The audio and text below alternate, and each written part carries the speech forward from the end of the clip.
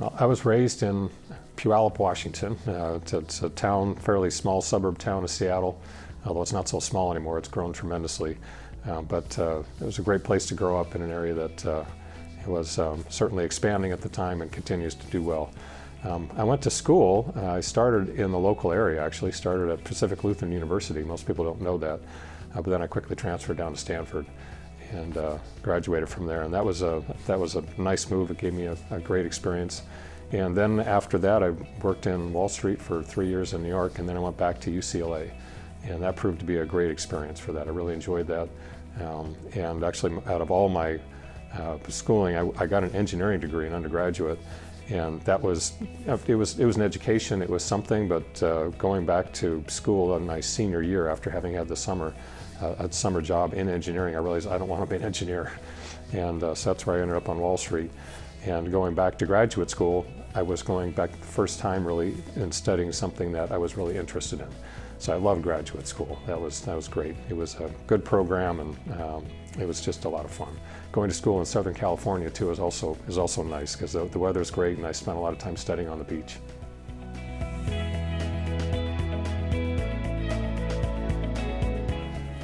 Well, financial services in the 80s was the hot job. So it was financial services and consulting. So I interviewed with consultants and I interviewed with financial service companies, and decided to go to Wall Street at the time and join Morgan Stanley. That was one of the kind of the attractive jobs and one of the big things to be in. So I went there to kind of seek something very, very different coming off the West Coast and having never been in New York.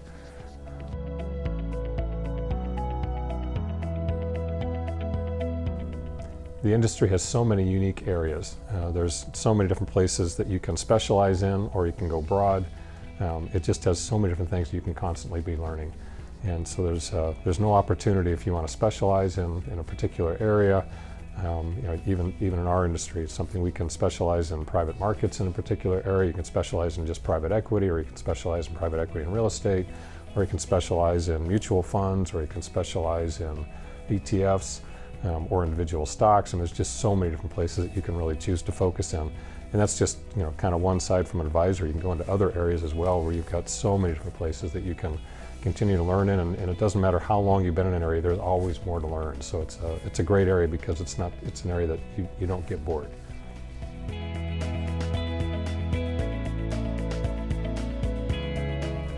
The experience was pretty good. It was, it takes some time to write a book. But I just carved off a little bit of time on a weekly basis and got it done, so that worked pretty well. And the experience also from a compliance standpoint was challenging, but it was certainly doable. And plans to write another one.